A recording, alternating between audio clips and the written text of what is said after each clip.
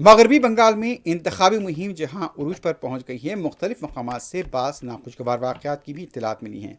बताया जा रहा है कि मुर्शिदाबाद में जब कांग्रेस के उम्मीदवार अधीर रंजन चौधरी बुरहानपुर असम्बली हल्के में मुहिम चला रहे थे, उन पर मुबैना तौर पर हमला किया गया।